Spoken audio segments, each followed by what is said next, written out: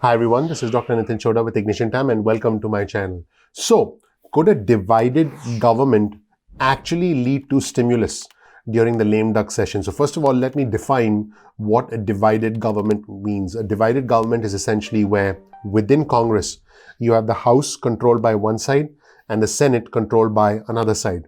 Right now, we have a House that's controlled by Democrats, even though Democrats lost House seats during this election, which was highly unexpected for Democrats.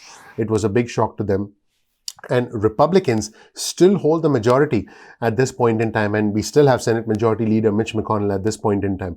However, the majority of the Republican majority in the Senate is still hanging in the balance because we will have two Georgia Senate runoff races in the early part of January. The date is the 6th of January. So a couple of $100 million are probably going to be thrown into these races. And depending on the outcome of those races, the control of the Senate will be determined. So we could be looking at a Democratic House and a Republican-led Senate after January, or we could be looking at a Democratic House and a Democratic Senate if they win the two Georgia Senate runoff races, which is possible because it does look at this point in time like former Vice President Joe Biden is leading in Georgia at the time I'm recording this video. If that does happen, the Democrats will have a very, very slim majority.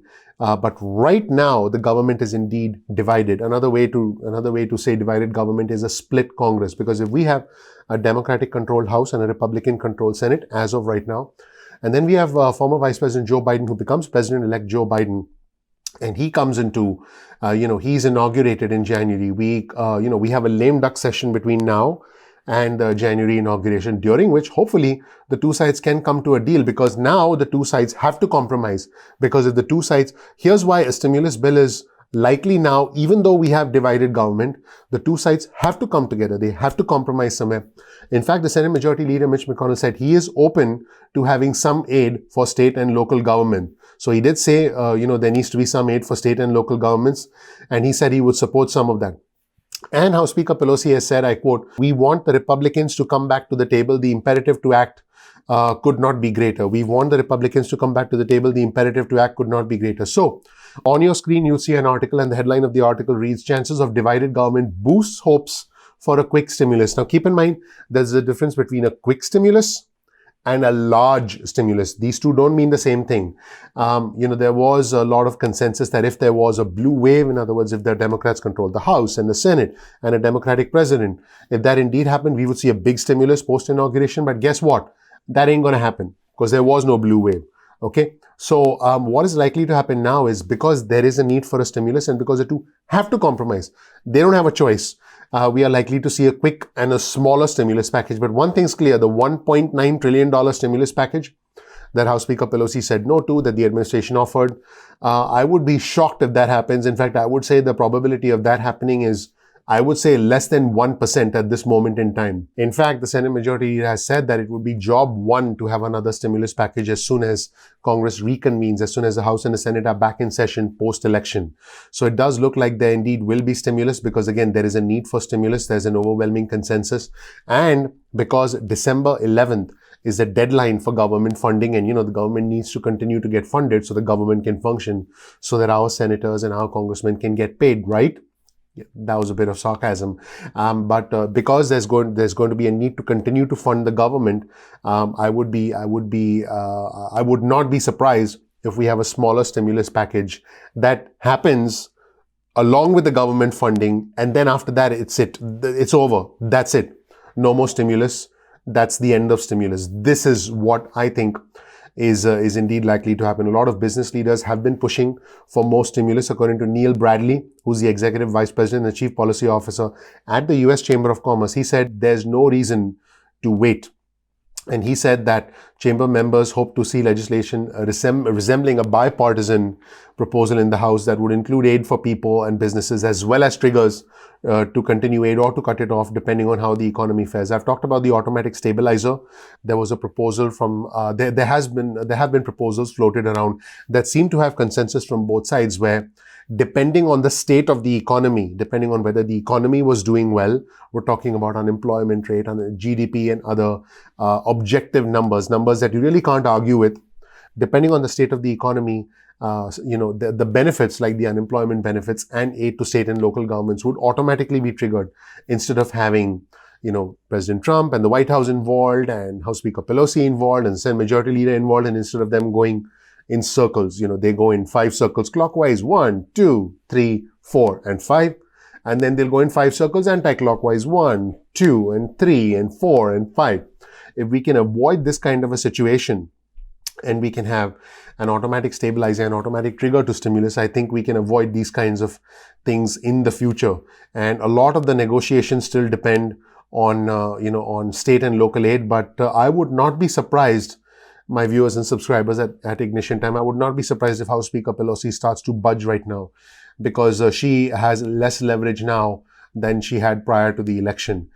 She still needs to get Senate Majority Leader Mitch McConnell to see her point of view. But I want to be clear, if the Georgia Senate runoff races go the way of the Democrats, which the Democrats will actually feel hopeful about based on what happened in Georgia, based on the influence of Stacey Abrams, based on what President Barack Obama did, because he campaigned in Georgia for former Vice President Joe Biden, who should now, I believe, be called President-elect Biden.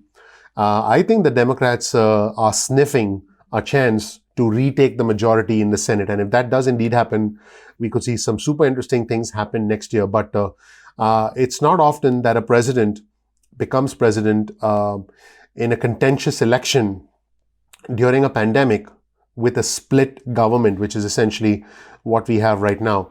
And everyone's favorite uncle, Larry Kudlow, the director of the National Economic Council, called for Congress to act on another stimulus package before the new Congress takes effect in January. He told reporters, I think we need to do it, and I think we need to do it before the end of the year.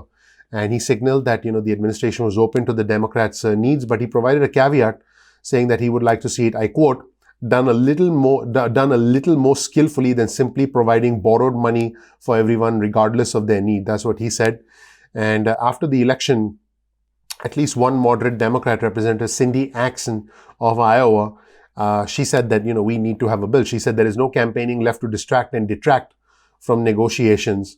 And she said Americans cannot wait longer for aid. So that is what is happening right now. And Stephen Moore, who's a member of the President's Economic Task Force, said that if, President Trump loses, he could envision that the president would still back a stimulus package so he could take credit for essentially handing off a relatively healthy economy to his successor. He said that it would probably be more targeted than the go big or go home approach that the president had taken earlier.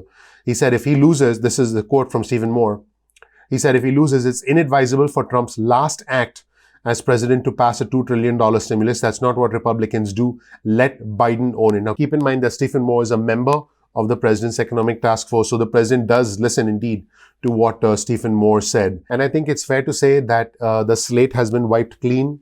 We are essentially back to square one in terms of the stimulus negotiations. Everything that happened in terms of the stimulus negotiations leading up to the election is now I want you to think that it's off the map. I want you to just wipe the slate clean, because now we are back to square one. And I do think we'll see a quick, efficient, and a relatively lean stimulus bill passed fairly quickly, because the economy desperately needs it. That's where things stand, everybody. My name is Dr. Nitin Chhoda with Ignition Time. Thank you so much for watching. I appreciate you. If you don't know anything about me, please check out my video. You'll learn more about who I am, what my journey has been like, and why you should listen to me.